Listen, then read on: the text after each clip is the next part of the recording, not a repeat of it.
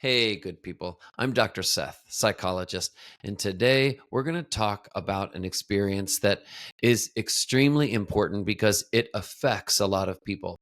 It affects a lot of people, and a lot of people, it takes them many years to learn to identify what it was, to talk about it, to make sense of it. And what I'm talking about is being traumatized by a narcissistic parent.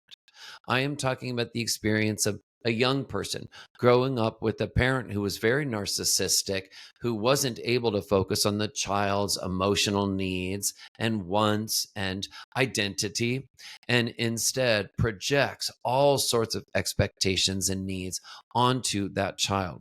What is this experience like for the child? What does it do to the child? Well, it can be traumatizing, is the short answer.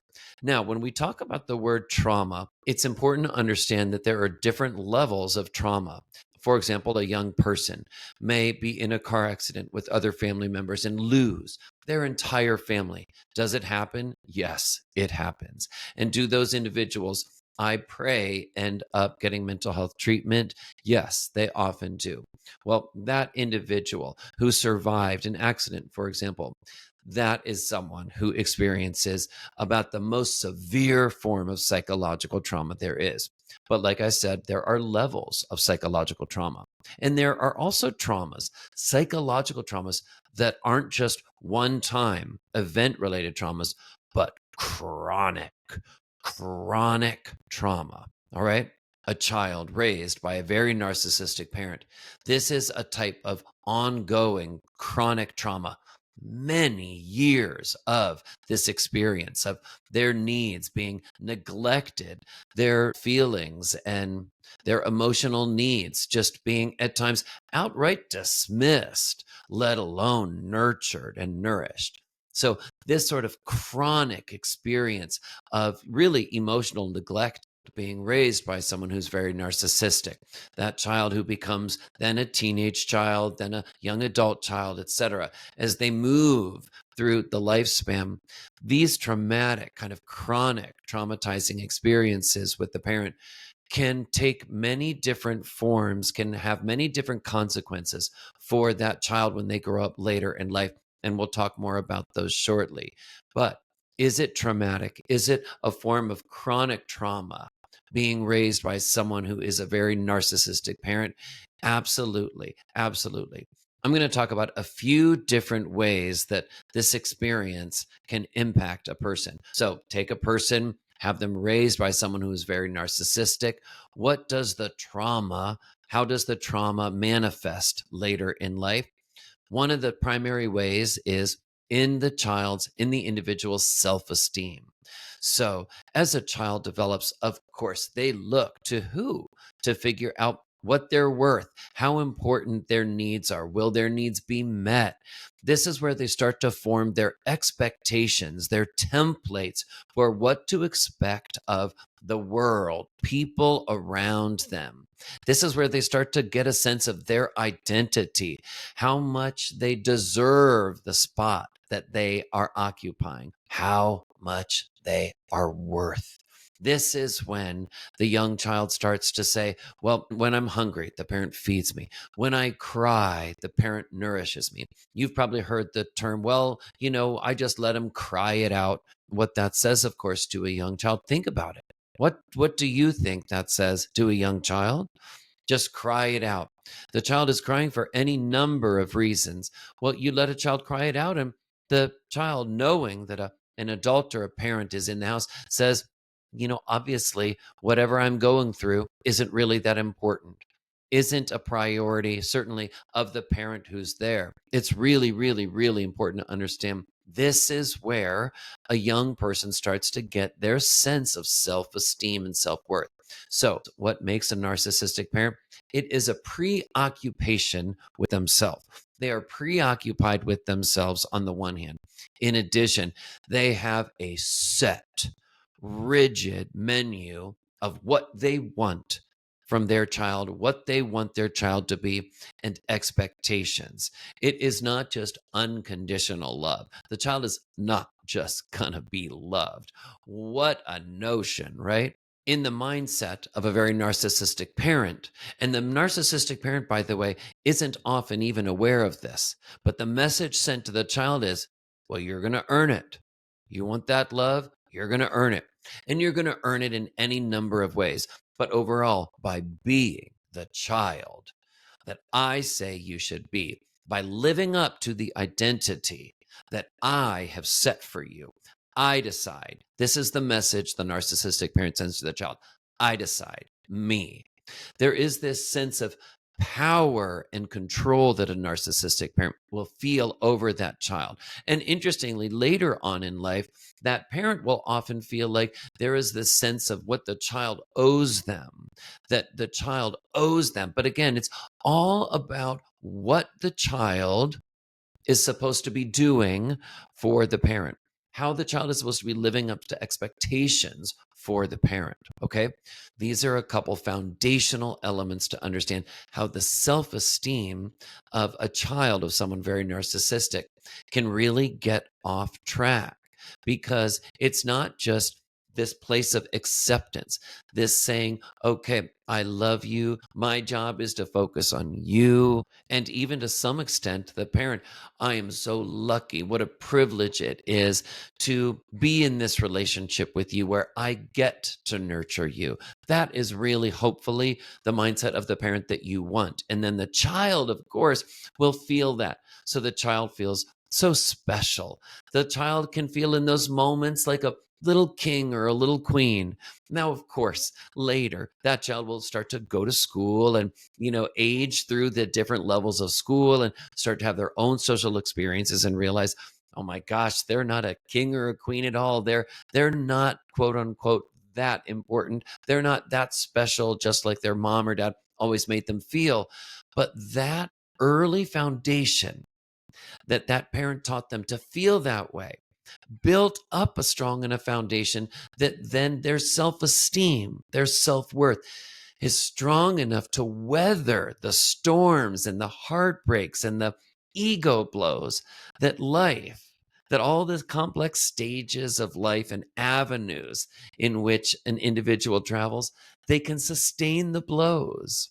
But see, when a young person isn't mirrored enough as a child, made to feel special enough, prioritized enough, listened to enough, well, that child's self esteem already starts out life with a narcissistic parent shaky, really, really, really shaky. And then that self esteem that's fledgling to begin with, at times that's sort of just like kind of like hanging by a thread, right? Well, other life events happen, other hurts are issued to that person, and then it just chips away further and further at that little bit of foundation of self esteem that existed to begin with. So, these are some of the ways that a young person can be traumatized by a really narcissistic parent. Their self esteem can actually be subjected to so many blows that it just doesn't develop normally. That little young child doesn't get to feel that sense of self worth that every child really truly deserves.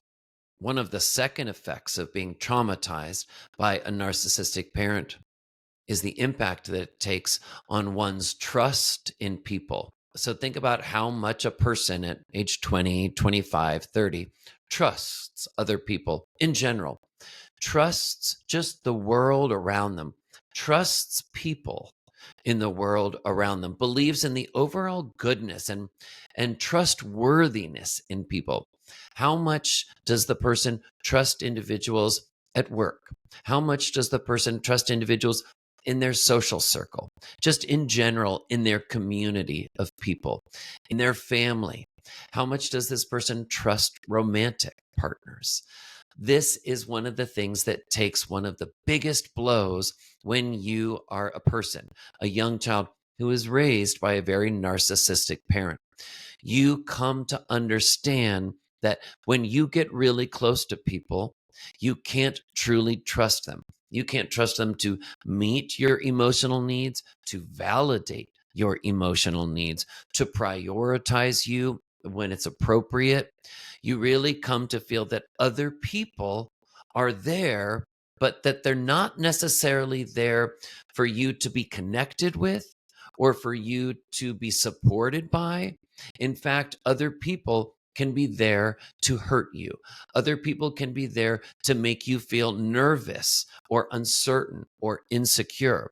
See, narcissistic parents, when I was talking earlier about some of the expectations that they have of their children, well, if the child doesn't live up to those expectations, what happens usually is the very narcissistic parent punishes, and they punish in different ways. They may freeze the child out. They may be overly punitive in terms of groundings or taking away privileges in an extreme way or taking them away too quickly or for periods of time that are too long. But there are punishments that are issued. So the child, of course, understands they're being punished, they can feel it. And the very narcissistic parent often is aware they want that child to feel it. Why? Because the narcissistic parent has issued this punishment to correct the behavior. What they see as errors, problems in the child's behavior. Read between the lines who the child is acting like, who the child is. The parent wants that corrected, and they want it corrected quick and now. And so this is this very sort of like authoritarian, controlling, power oriented parent in this moment that is resorting to whatever tactic they can to get the child to change it. Well, of course, it makes perfect sense if that child, as they become a teenager and young adult and then adult, as they grow up, if they start to understand, hold on, some of the closest people to you, should you trust them? Why? Because people are mercurial. That's what the child of the very narcissistic parent comes to understand. People who you trust, they're mercurial. And like a mercury, they can change. They can go up and down depending on the circumstance. Again, not conditional, not predictable. All right. So being able to trust others and seeing the trustworthiness and just inherent goodness, having faith in others, giving people the benefit of the doubt of their intentions and motivations. This is one of the things that suffers the most for people who have been traumatized by a narcissistic parent. This ability to trust others. And the third and final way that I want to talk about that an individual gets traumatized by a narcissistic parent is how a person comes to love. How a person loves, how healthy they love others, or how unhealthily they love others. And we'll talk as an example about romantic love here. How healthy is the romantic love that someone who was raised by a narcissistic parent, how healthy is that love later? Well, when we love an individual, you can see that as a type of attachment. So we're talking about styles of attachment. Now, ideally, everyone will have a healthy attachment to a romantic partner. They will both be independent individuals who have healthy emotional dependence on the other. They will trust. They will be able to expose how they feel. They will be able to talk about their feelings and communicate. They will also be able to hold space for their partner and hold space for a lot of the negative feelings that the partner may have. Each will be able to manage feelings where one feels alone or lonely in the relationship or angry or any number of negative feelings. And this is really healthy attachment. This belief that I love you, even when it's sometimes uncomfortable, I will be here. You will be here for me. There is no walking away. There is no avoiding. There is also no clinging. All right. There's healthy attachment. Individuals who were raised by narcissistic parents have to learn how to have healthy love. They have to learn how to love in healthy ways. Why? Because they have to undo so much of the programming that they learned in this base template relationship of love that they had with the narcissistic parent, which again was conditional and mercurial, always subject to change, right? Like a concert ticket or an event that you buy with an asterisk, subject to change. That was the relationship with the narcissistic parent. That's what the love felt like, subject to change. So, how does the experience of being raised by a narcissistic parent influence, change, alter, form the way that person is going to love in a romantic relationship later? It impacts it 100%. And often what happens is individuals who are raised by narcissistic parents will have either anxious attachments or avoidant attachments. So, as an example, they will feel like they want intimacy, they want love, they want someone to understand them, they want to be known, they want that vice versa. And yet, it's really intense and they don't feel safe trusting in that relationship, investing. They're scared to put all their eggs in that one basket, so to speak. So they may avoid love relationships. On the other hand, a person who's raised by a narcissist may have really anxious attachment. They may cling, they may over depend on an individual they're in a relationship with to be that one magic person. This idea that they can find a love that can undo all the hurt that they have experienced in their life, that can undo all the moments of confusion and isolation that they experienced as a young person in that love relationship between parent and child. So, relationships and love can be really an anxious relationship, anxious. So, it's crucial to understand that being raised by a narcissistic parent can impact really negatively the way a person loves, how a person loves. The experience of being raised by a narcissistic parent is an extremely complex one, and it causes emotional wounds that typically can take many years to heal from. But it is possible to heal.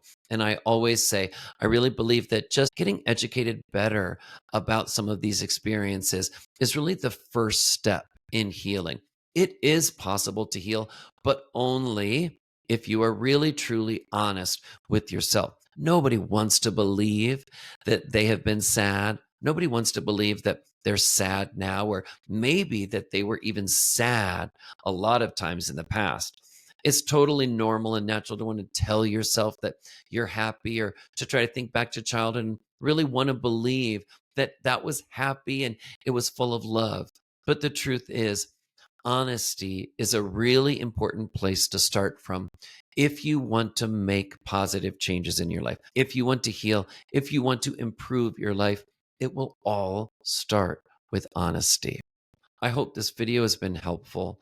I hope some of the other videos that I have here in my whole library of videos on my YouTube channel, Dr. Seth Psychologist, can be helpful.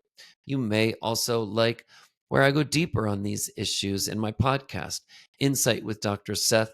I also do interviews on some of these human behavior topics that I think matter to us the most. Let's gain insight into ourselves and others so we can have richer, more fulfilling lives. See you later, everybody.